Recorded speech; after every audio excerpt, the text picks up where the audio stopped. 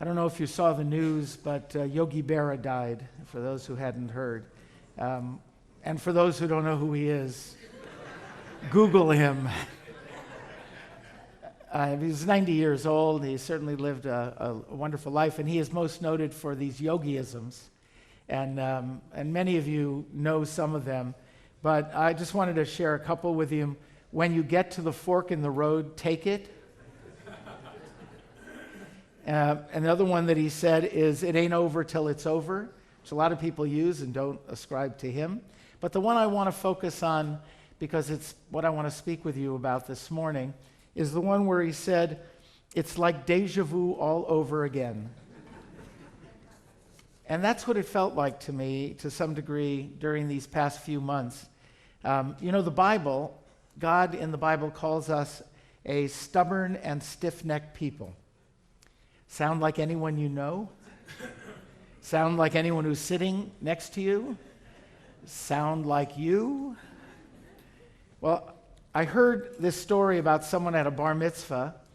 The family was there, and they were at a conservative synagogue, and this sermon that was being delivered by the rabbi was about Israel. And in the middle of the sermon, the uncle of the bar mitzvah stood up and interrupted the rabbi and said, "Rabbi, I object to your statements." Now, the mother of the bar mitzvah at that point screeched at him in a threatening voice, "If you don't stop this, I'm going to kill you." And he looked at her and said, "Some things are worth dying for." Now, would it surprise you to know that the uncle who made that comment was Israeli?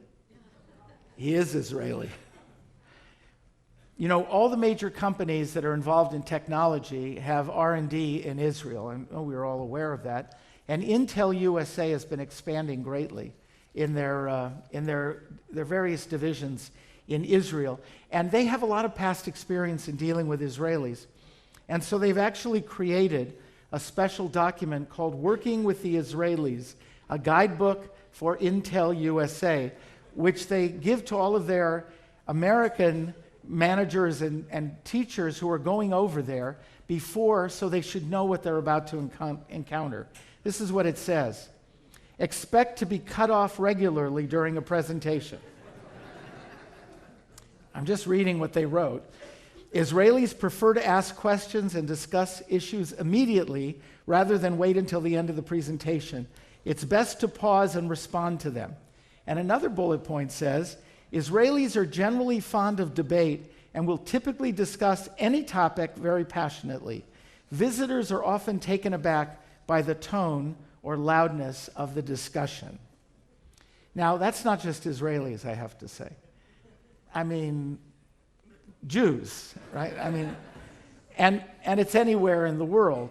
Israel happens to be a kind of intense debate, but we saw that here as well. In fact, over these past few months, this is one of the loudest, fiercest, meanest, in many ways destructive arguments that we've had in the Jewish world in a very, very long time.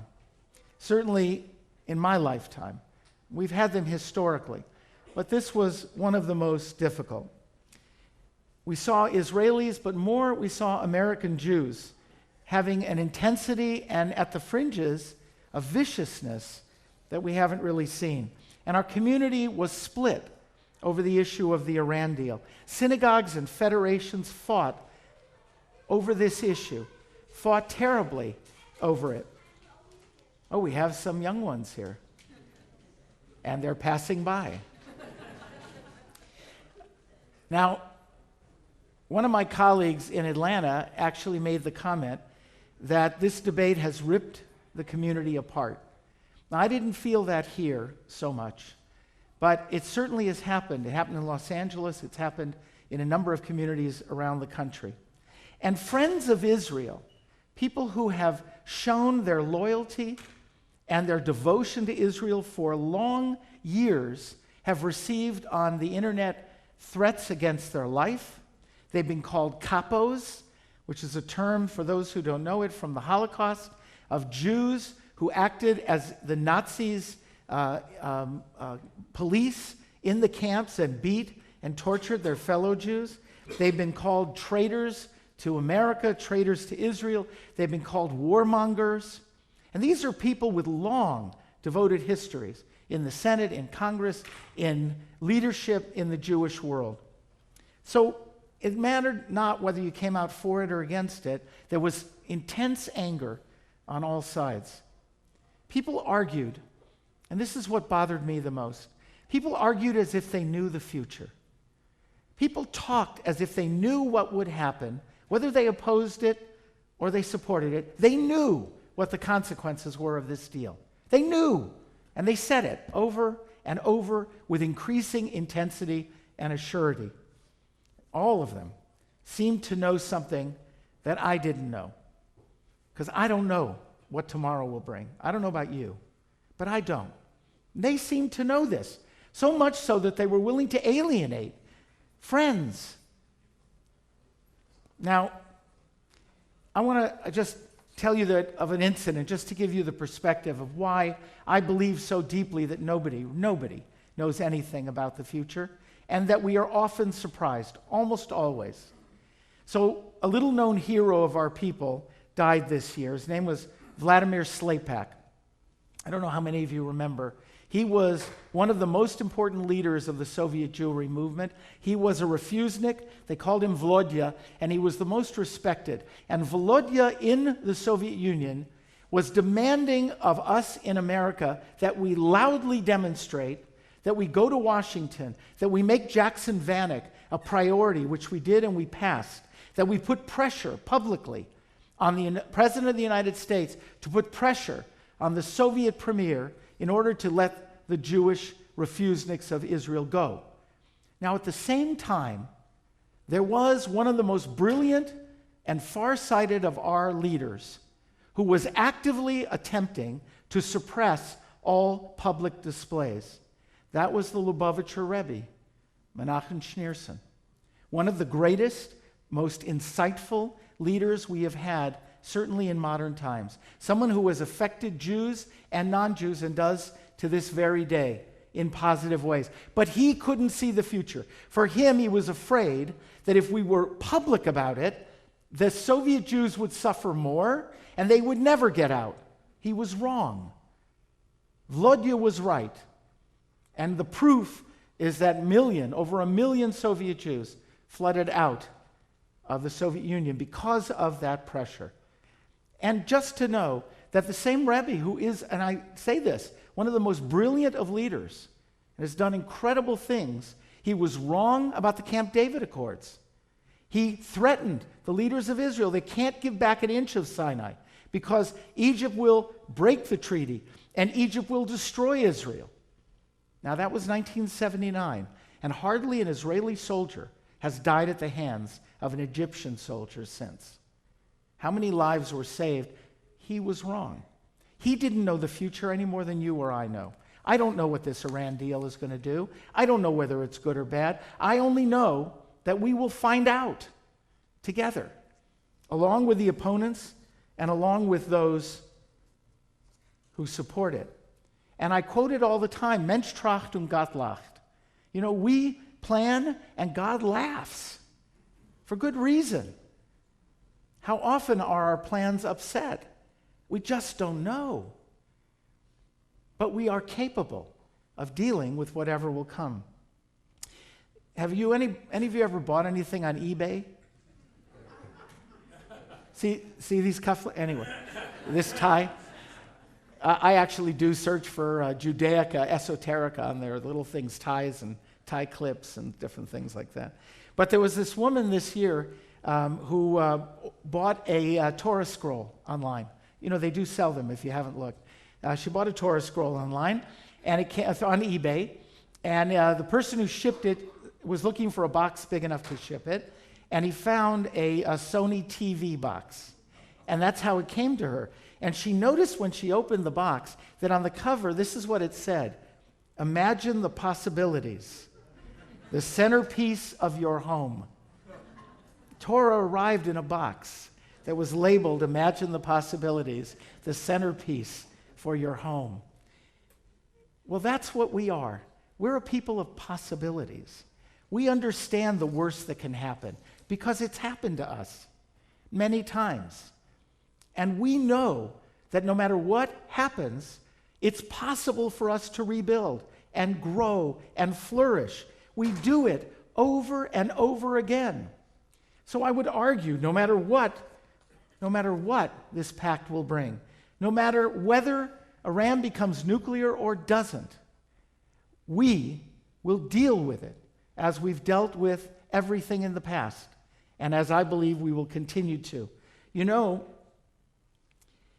if you had been a banker in the days of the Torah, and you had to make a loan to either Pharaoh or Moses, who would have been your choice?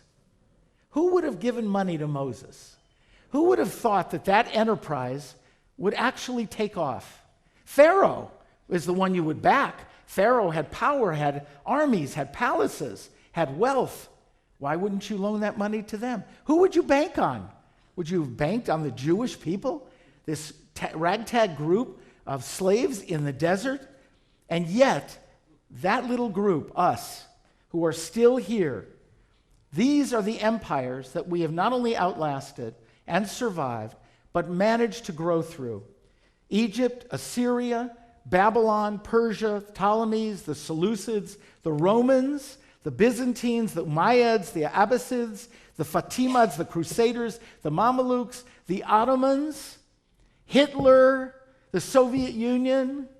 What does it take to convince us that we can and will survive anything? And therefore, we don't know except one thing. We know who we are. And we know that ultimately, we not only will survive, we will be strong, and we will find a way to grow and flourish. Israel and Jews around the world. You know, at the beginning, when Zionism arose, the whole idea of a political Jewish state, there was the vast majority of the Jews of the world were against it. The world was against it, of course, but so were the vast majority of Jews. Religious, secular, Yiddish, communist, it didn't matter which group. The Zionist group was a small group. It grew, but it never found one vision of Zionism. To this day, there is no one vision of what Israel should look like. That's still what the argument is going over. They couldn't even reach agreement, and yet they came together, and we came with them to found the state. Pretty amazing. We didn't know what we were founding. We didn't even agree on what it would look like. We don't even know to this day, and yet we did it together because we knew it was a necessity. We knew after the Holocaust this was our chance, and we grabbed it. And I want you to know that Israel today is an incredible miracle. You know I believe that. I've told that to you many times. I find it hard to believe that any Jew can't understand it. You know, it says in Lewis Carroll's book that Alice said that before breakfast she believed 6 impossible things. I pray before breakfast. I do my prayers before breakfast. And in those prayers, I reiterate the 6 impossible things that we as Jews have accomplished in my lifetime. Just in my lifetime. Just those things that we have done. We have a more secure Israel today, Jewish people today, than in our entire history. Never have we had this kind of strength. We have a thriving democracy that's absorbed millions from 103 countries who spoke 82 languages. That's what we did in my lifetime. Israel's military. Jews were not known as great soldiers. And yet Israel's military is one of the recognized great militaries in the world. Jews were not known as great farmers. And yet Israel's agriculture is setting the standard for countries that are going through famine.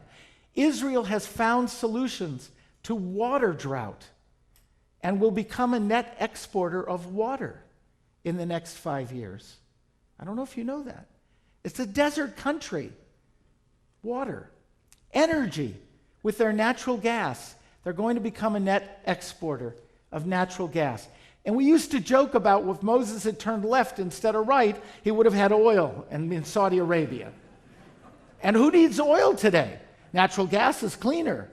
And who knows what tomorrow will bring with their work in solar energy and in other kinds of renewable energies.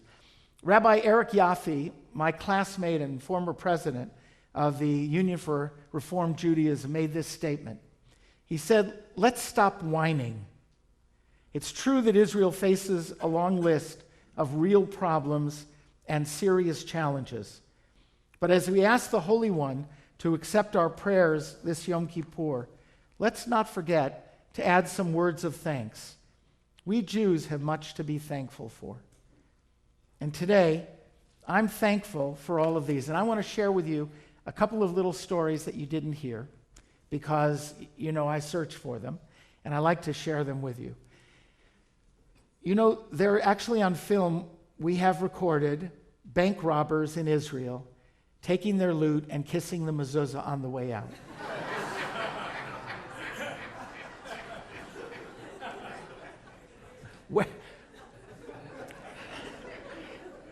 It's unbelievable to me. Who would have thought? You've taken, if those who've been to Israel, if you've taken taxis or bus drivers, you know that many of them have not only read Maimonides and Spinoza, but can argue it authoritatively with you. They are immigrants that have deep, often, knowledge of things that we have not even read, even though we have it in our fingertips at any time. I've seen, and maybe you have, 45-year-old seasoned veterans who are reservists being called back. They're 45 years old, and they're being bossed around by young men and women commanders who are their children's age. And they listen to them. But the commanders listen as well to the reservists because they understand that it's a shared process. I love the writings of Etgar Keret. I don't know how many of you read him. He's a remarkable Israeli writer, writes very short stories. He just wrote a book called The 7 Good Years. I want to relate to you one moment he had, because Israel is also very different than our experience. And for me, this encapsulated a bit of that. He was on a playground in his neighborhood with his young son. And this is what he wrote. Tell me something, Orit, the mother of a 3-year-old Ron, asked innocently. Will Lev go to the army when he grows up? That's his son. Lev is his 3-year-old son. Will Lev go to the army when he grows up? The question caught me totally off guard. Don't tell me you haven't talked about it yet. There was something accusing in her tone, as if the fact that my wife and I haven't discussed our baby's military future is on the same scale as skipping his measles vaccination. I refused to give in to the guilt feelings that come so naturally to me and replied unhesitatingly, no, we haven't talked about it. We still have time. He's 3 years old. That's not a conversation I've ever had about my children. Ever. I don't think it's a conversation you have ever had about your children either. Certainly not when they're babies. In Israel, it's one of the decisions of parenting. When you're raising a child, will you raise them to want to go into the army and face potential death and defend the nation? Or will you try to raise your child to not go, to be deferred, or to find a way out? Israel's reality is very different. And I want to conclude with these remarks, which really moved me when I read them earlier this year. This was a young non-Jewish man from England who had a chip on his shoulder about Israel, but he went. And when he left, he wrote this beautiful long poem. I'm going to give you some excerpts from it about what happened to him while he was there. I came to you, Israel, wanting to hate you, to be confirmed in my reasonable European certainty of your arrogant oppression, lounging along the Mediterranean coast, facing west in your vast carelessness and American wealth. I wanted to smirk in my Protestant confidence. I didn't realize you were broken as well as wealthy, fragile as well as strong. I didn't realize that you suffer from 1,000 voices clamoring in your head, and that some of these voices care about justice and democracy, and that some of them love their neighbors. I didn't realize that 1,000 enemies press on your borders, hoarding instruments of death as chaos and darkness and madness consume the world every way you look. Nobody told me, or maybe they did, and I refused to listen. I didn't expect to fall in love with you. I love the Hebrew you speak, the churches you wear like flowers in your hair, the proud golden dome that crowns your head.